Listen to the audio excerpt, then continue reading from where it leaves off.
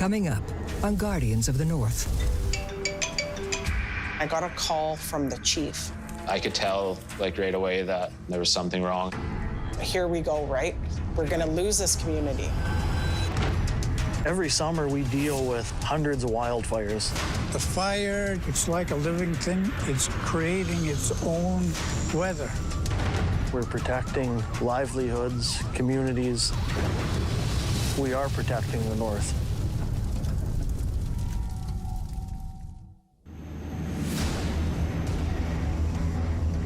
It's early June and we've been fighting one of the biggest fires of the season. The McAfee fire is a monster. It's threatening the community of Stanley Mission. It was a big fire and it was lots of flame. So our concern would be the fire moving into the community. The wildfire near Stanley Mission continues to grow, with more dry and hot weather forecasted in the days ahead. In just 3 days, the McAfee fire near Stanley Mission has grown to 4,000 hectares in size. With only one road in and out, residents fear they'll be trapped. It was very threatening. It was growing. The winds were just making it a beast. Growing in size, traveling very far. It wasn't really slowing down at all. There was really no way of containing that fire. We just had to manage that fire and prevent it from getting into the community.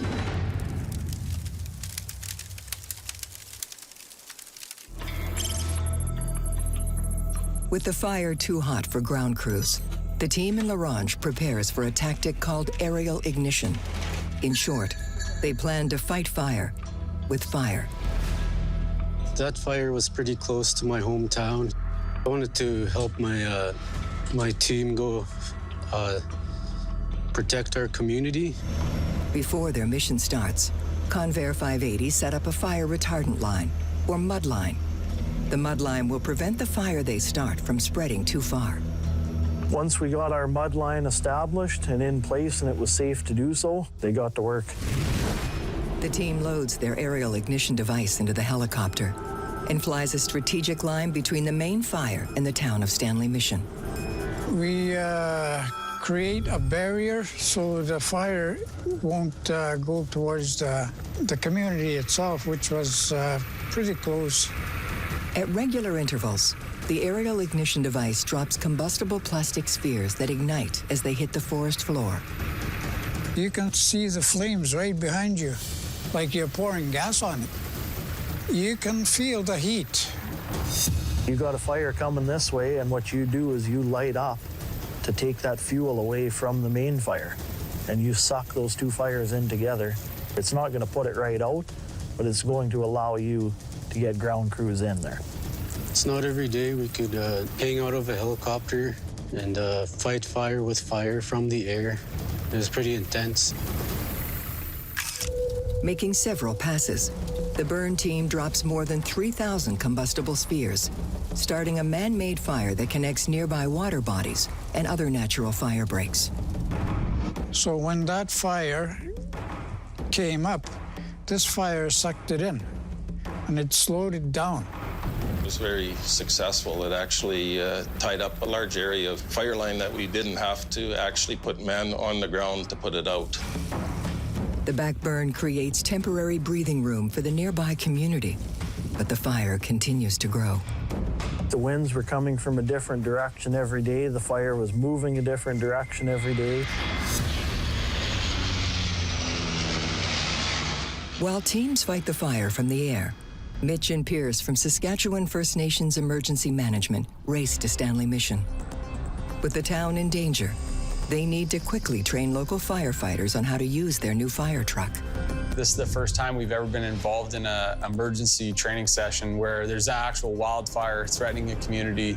Any of our northern communities, it's basically like a common theme for all of them that they're so isolated. There's usually one road in and one road out, and that applied to Stanley Mission. Working their way up the smoke-filled road with nearby flames visible, Mitch and Pierce managed to make it to town. Stanley Mission is on high alert, bracing for battle, with helicopters ferrying in more firefighters to confront the aggressive blaze. The first thing they did when they get to the community is directly go to the Emergency Operations Center. It's the hub of everything that's going on. As you guys can see on that map, the fire is all burnt out this way, so we still have green on this side, so that's what we're preparing for in case it comes back into the communities. They had maps to show us where the fire was encroaching, the weather conditions, what was happening that day with the fires. While the fire hasn't entered Stanley Mission yet, it's been destroying isolated cabins in the surrounding forest. We have firefighters from the community that headed out onto the Lac L'Orange to try fight fires to save the trappers' cabins as well. I think we lost 9 trappers' cabins the first night. And it just started from a little fire here, and that's pretty much where it grew in one night. A big worry was if the wind was going to change and come towards the community, because we weren't really prepped or ready for anything that size coming. With a giant wildfire raging just south of town, Mitch and Pierce have little time to waste. They meet with local firefighters, eager to defend their community. We'll go through the setup for both of these trucks, and then we'll also pump some water out of it so you guys are familiar with how everything goes. Lots of these firefighters, it's the first time using a fire truck. If you want one length hose, grab the nozzle, pull it off to a coupling, unhook it, and then just connect it to the side. They have normal jobs. They're doing this on their side as just a volunteer for the community. Learning how to operate a fire truck is a huge job. This is your master switch. It's intimidating, but the boys are good trainers. So if you have it all the way to left in full power, it's gonna be cold here because it's gonna cause its own wind. If you go all the way to the right, now you're starting to fight the fire, so you're gonna be a straight stream.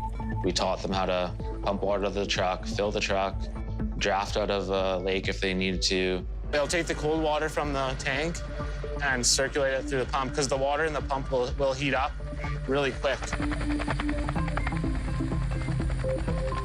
As Mitch and Pierce continue the critical fire truck training, Wildland firefighters from the surrounding area are quickly being enlisted nearby. Wildfires are very unpredictable and very dangerous. If we have the wrong conditions, extreme fire behavior, the wrong winds heading toward Stanley Mission, well, there's buildings and lives at stake. This is your 1.6 kilometer walk in 16 minutes. 3, 2, 1, go. Okay. Having First Nations people as responders in a community for an emergency event is so important because they know the land. You've hunted there, you've trapped there, your cabins are there, so they have so much more knowledge of the land in and around their community. They want to be the first responders, protect their homes, protect their community, protect their families. Right on, guys, right on. With unpredictable weather ahead, the huge blaze could rush the town at any moment. The fire was south of the community and it was blowing away initially, but in this business, the winds can switch around and it would have came back and the community would have been in trouble. It's like a super stressful situation, and you can kind of see it in the firefighters too. They know that they might be called into action at any time.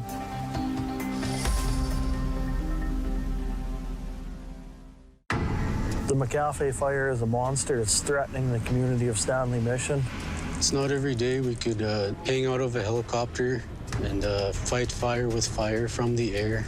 You can see the flames right behind you. You can feel the heat.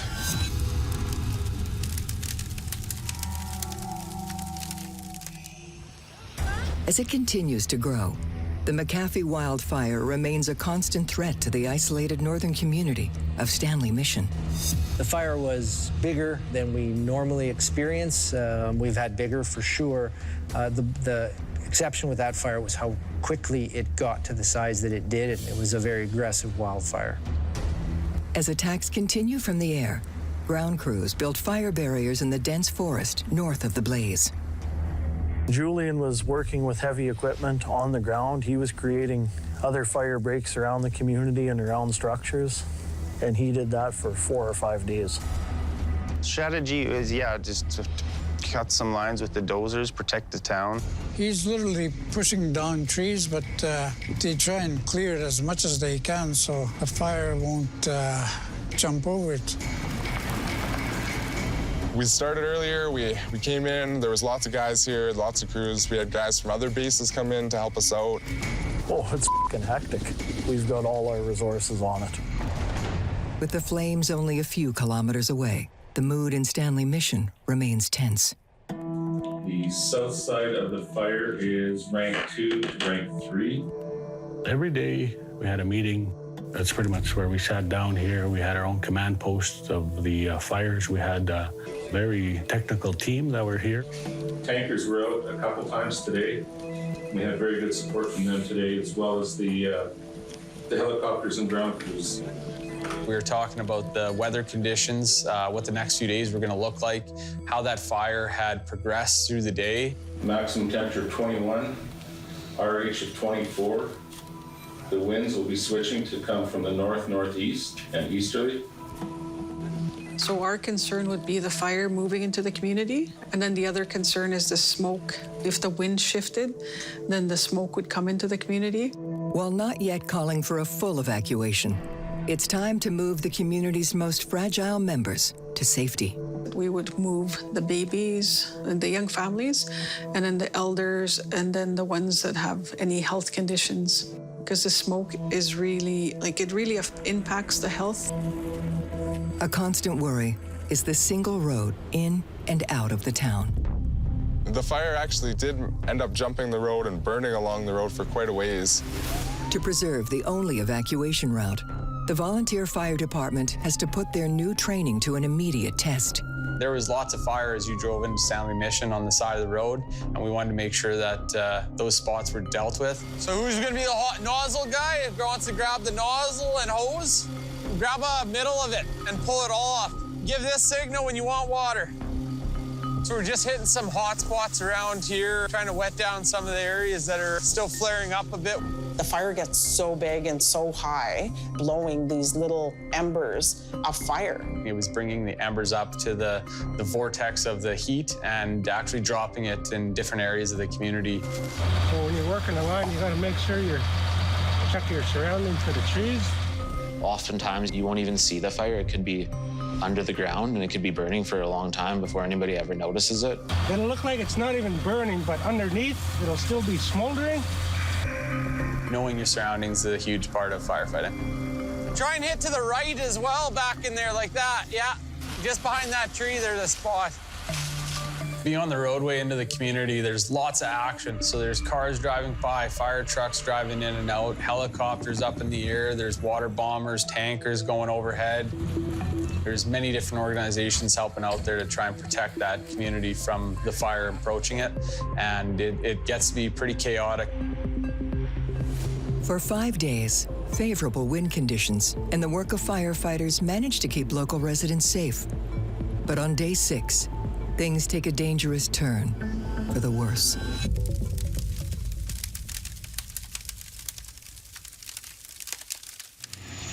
The wind was burning away towards L'Orange, but then it started to shift, coming back towards the community. The changing wind pushes the fire in a new direction. Now over 12,000 hectares in size, it directly threatens Stanley Mission from the west. Sask First Nation Emergency Management, Michelle speaking. I got a call from the chief. The wind turned. It's coming towards the community. Where is Pierce? We need his help. I was really scared. I was scared for the community, and I was scared for the safety of the community. Here we go, right? We're gonna lose this community. Hello? Hey, Pierce, how's it going? Good. I could tell, right away that there was something wrong. I just got off the phone with Chief Tammy Cook-Steerson. And she's requesting you to go back to the community to help with the volunteer fire department. Okay, yeah, absolutely. I noticed the wind switch when I was driving back here, but I had no service, so I'll just head directly back there right now. For Pierce, It's a dangerous 70-kilometer drive from his cabin back to Stanley Mission. Be safe. I know the roads are Kind of treacherous with the smoke as well, so be careful. I was scared. I was like, you need to be careful. It sounds like, it's already rolled over the road. Like, be careful going back. With daylight fading and the fire turning toward town, getting the rest of the residents to safety will have to wait. You could see the flames just on the south side of the community. That was the initial point of us calling the evacuation. But we didn't want to do it that night. We said for the safety, we'll get people out first thing in the morning. We were all worried, very worried, scared. All I could see was a glow from the distance. I wasn't sure about the entire drive or how that was going to go. I was also worried because there's no cell service within that 70-kilometer drive, so I wouldn't be able to get a hold of anybody if I did run into the fire, or if I was trapped. I could start to see fire, maybe like 50, 40-foot flames on either side of my vehicle. It was pushing right towards the community, going over the road. It was so dangerous. I decided to myself, look, I can't really turn around because I don't know what's behind me now, so I wasn't sure what I should do, but I knew I had to get to the community.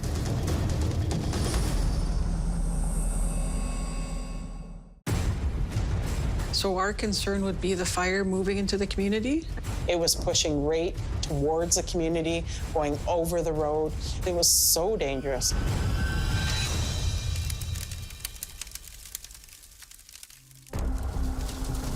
I drove into the community first, and it was pitch black, but there was lights and sirens everywhere. It honestly did remind me a lot of what a war zone could be like. We couldn't call an evacuation. We couldn't get community members out. So it was a shelter in place. Be ready to evacuate as soon as the road can be opened. We decided that we were going to deploy both fire trucks and basically try to hold the line on the highway west of the community. So the fire didn't even need wind to move. It created its own wind. It was just coming in like it was just like a big ball of fire just moving. Like it would just take anything in its path. Throughout the night, we were called to various locations along the road where they were concerned about it jumping back and forth. After several tense hours defending Stanley Mission, a slight change in the weather at dawn helps firefighters keep the flames at bay. At the very last second, the wind shifted away from the community. Although the fire could rush the town again at any moment, many residents are able to escape to safety further south. We were able to open up the road again, so they began the evacuation first thing in the morning. Everybody is scared. I heard many stories of, the fire was right there by the road, or you're having pilot vehicles taking you through. The smoke was so thick on that road, it was dangerous.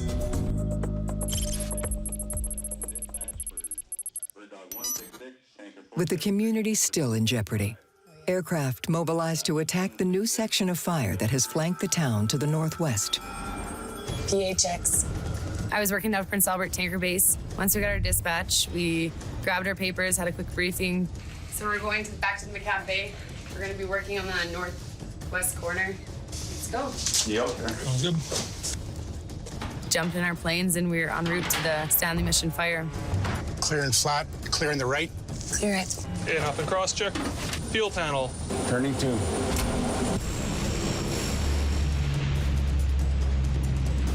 Upon arrival at the fire, we laid multiple lines of fire retardant to protect the community. At the same time, the aerial ignition team prepares to fight fire with fire again. The fire had wrapped around and was coming from a different direction towards the community. We started our second burn, and balls are dropping good. We burnt another area off on the northwest corner, which was also successful.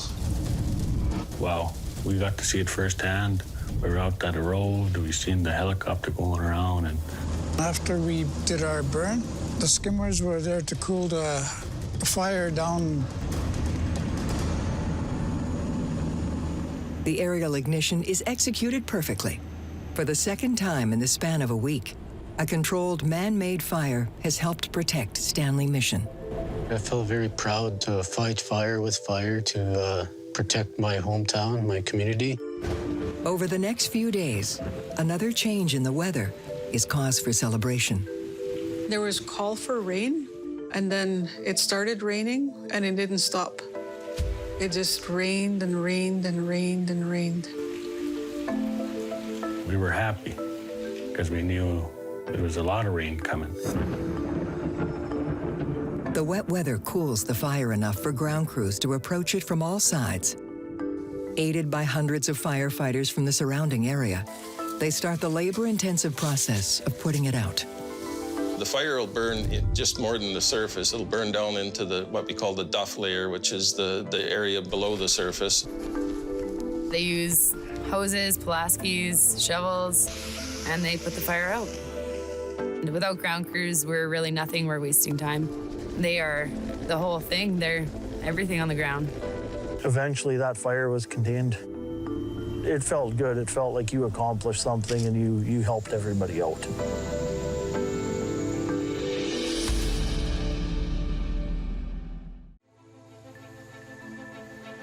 Everybody returned to the community safe. The fire wasn't threatening Stanley Mission anymore. No structures lost.